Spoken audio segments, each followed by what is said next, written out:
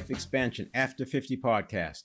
Today we're talking about relationships and cognitive biases. Now, why am I starting with relationships? Well, in shifting to a be, do, have paradigm, while emotions are the gateway to getting what we want in life, everything we want and don't yet have in some way involves other people, making relationships an important area to make sure we're not getting hijacked. Now, what's an example of a cognitive bias impacting a relationship? There's a cognitive bias called in-group favoritism. This is where individuals tend to favor members of their own group over those belonging to different groups, called the outgroup. Now, this bias is evident even in toddlers who show a preference to those who share preferences and aggression to those who are perceived as different.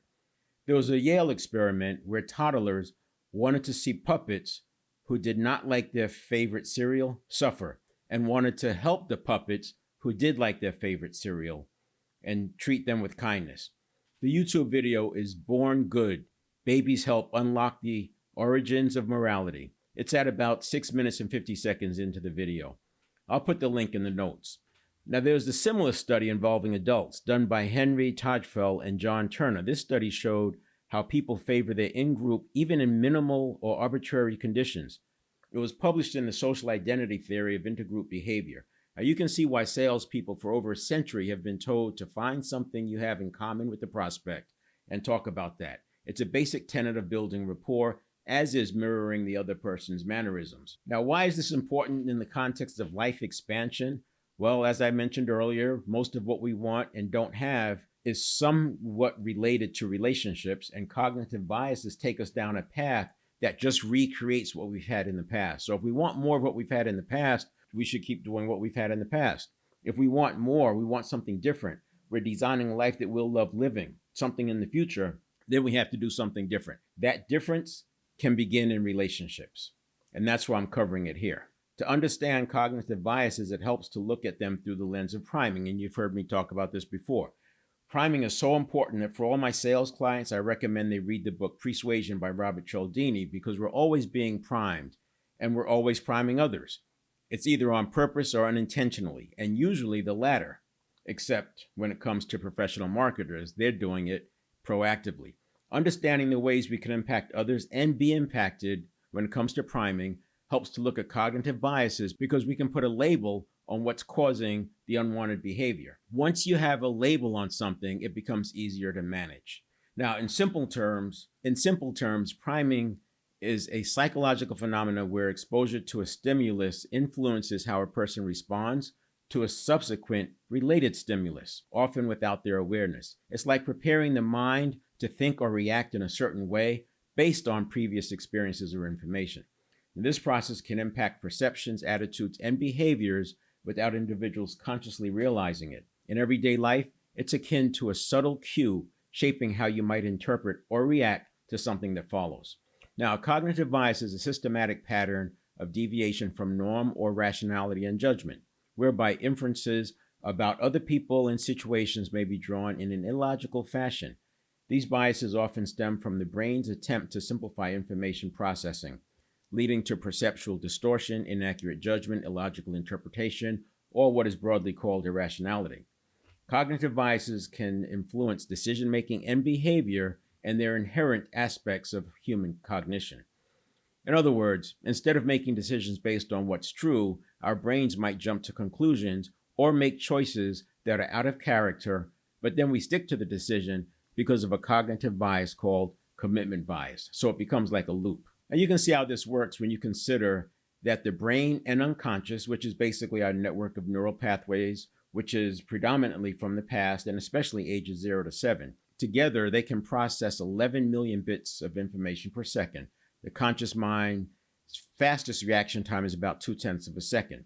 So by the time the conscious mind has picked up what's going on, the unconscious may have already processed over 2 million bits of information. If you're distracted or engaged in something else, your reaction time can take as much as 0.7 of a second. And this is how we end up making knee-jerk statements or having knee-jerk reactions and making decisions. And the problem is that these reactions are based on past experiences, not the present moment. So in essence, we keep recreating the past. When it comes to interacting with others, I see it as more problematic because it's so easy for people to push our buttons. They can make statements that come out of left field. They can use tone and inflection and specific words to heighten emotion where it doesn't need to be heightened. And this can trigger a response along the lines of fight, flight, freeze, and scarcity, or fear of missing out, and more. Taken together, you can see how these two patterns, priming and cognitive biases, reveal how our minds can sometimes act in surprising ways. Imagine your brain is always searching for meaning without you even realizing it. It collects clues and makes decisions based on previous experiences or subtle influences. So when you make choices or see things, it's not always just about what's happening now, but also about the searching that your brain has been doing in the background, shaping how you think and act, and also what to focus on. Again, the majority of the neural pathways were formed between the ages of 0 to 7. That's when we were in the hypnotic-like state to absorb everything we need to know to survive and procreate. It makes sense from an evolutionary standpoint. Your parents survived long enough to have you, therefore they must know something about surviving. So download everything they believe, know, do, trust, and fear so you can survive too. That's kind of how it works in a simplified way of thinking about it. Hopefully you can see the problem with this. While it's great for surviving long enough to procreate, it's not so good for pursuing your purpose, self-actualizing, or becoming the best version of yourself. Spend enough time thinking about this little discussed dynamic and accelerate the dilemma with the internet and artificial intelligence, and you can see so many clues as to why there's a ton of anxiety. Now, let me just take a moment to connect the dots to life expansion after 50. When it comes to priming and cognitive biases, if you agree that most of our lives are run by habit, which is essentially the unconscious, and if you agree that most people succumb to this by age 35, you can see, one, how we've been recreating the past over and over, just in different venues, and two, why it's so hard to change. Priming kicks off habit cycles, and habit cycles kick off priming, and there we go, around and around and around. Not to mention marketers and advertisers, as I've mentioned before, they've been using these tools for decades, well before the internet. Here's why I'm spending so much time on this. Understanding and managing the effective cognitive biases is a major step toward regaining control from the unconscious. When you can label it, you can manage it, as I've said. Limit your susceptibility to cognitive biases, and you limit the domination of the unconscious. It's not a panacea, but it's a start. Later episodes, we'll get into the next steps once you can neutralize the external stimuli. Now, while this applies to all ages, a 50-year-old easily has an adjusted life expectancy to around the early 90s.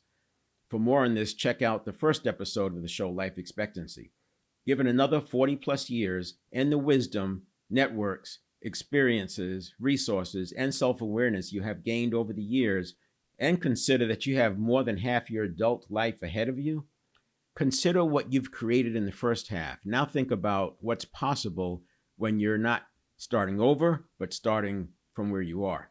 So let's get into it. If you missed the last few episodes, I recommend at least listening to episode 36. This is where I introduce cognitive biases using the nocebo effect, which is the opposite of a placebo, and where a belief can cause illness or impairment to oneself simply with beliefs. And of course, cognitive biases can lead to and trigger beliefs. There have already been 6 episodes on cognitive biases, so you'll hear some overlap and some repeated themes. The difference is the next 5 or 6 episodes are focused on application toward designing a life that you'll love living. Now, here are 9 cognitive biases that I recommend paying attention to as you think about the relationship area. 1, this is the confirmation bias you've heard before, the tendency to favor information that confirms pre-existing beliefs. In relationships, you can see how this could be a misinterpretation of actions, selective attention to confirming negative assumptions, and reluctance to consider alternative perspectives. Connect this to favoritism, and you can see how polarization can take on a life of its own. The second one is attribution bias. Attribution bias attributes positive actions to one's own character and negative actions to external factors for oneself, while attributing the opposite for others. The impact on relationships is that it can result in a lack of empathy, misunderstanding, and unfair judgments about a different person's intentions. The third one is the halo effect, letting one positive or negative trait influence overall judgment. The impact on relationships is overemphasizing a single positive or negative aspect of a person can lead to unrealistic expectations or premature judgments. Cognitive dissonance. This is the discomfort that stems from holding conflicting beliefs or attitudes. In relationships, it can mean justifying behaviors that go against one's values, causing strain in relationships, or it could cause internal conflicts. And the 5 is recency bias. This is giving more weight to recent events when making judgments. You can see how this can cause overreacting to recent negative experiences without considering the overall context, potentially causing unnecessary conflicts. I think when people get triggered, you can see this at play because the triggering event just lingers and lingers and lingers, and everything that comes after that can go through that same filter. The 6th one is projection bias, assuming others share one's beliefs, values, or perspectives. It can lead to misunderstandings and frustration when assumptions about a person's thoughts or feelings are inaccurate. 7 is negativity bias, focusing more on negative experiences than positive ones. In relationships, you have probably seen how it can lead to magnifying small issues, overlooking positive aspects, and fostering an overall negative atmosphere. Anchoring bias, I've mentioned before, relying too heavily on the first piece of information encountered. In dealing with other people, this can be seen in how first impressions can be overweighted, being overly influenced by initial impressions, potentially leading to misunderstandings or underestimating a person's growth and development. The 9th one is self-serving bias, attributing positive events to one's own character and negative events to external factors. In relationships, it can create difficulty seeing things from another's point of view and contribute to a lack of accountability and empathy when it comes to improving organization or cohabitation environments, as individuals may not fully acknowledge their role in conflicts. And that covers the cognitive biases for the relationship area. Next episode will be on the professional one. And you'll see, again, some repeated themes. There's about 3 dozen of them I'm highlighting. You can have one cognitive bias, as you see, that'll impact different areas. I'll cover the 4 areas on the right side of the 7 fitness areas graphic individually. And then we'll handle the left side a little bit differently because the left side, that's what we do, right? That's where we're taking charge.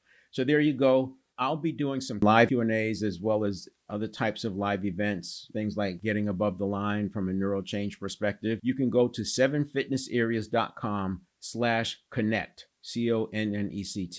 7fitnessareas.com/connect. And on that page, you'll have other ways to connect, whether it's live events, my Facebook page, and things of that nature. So I'll see you on the other side.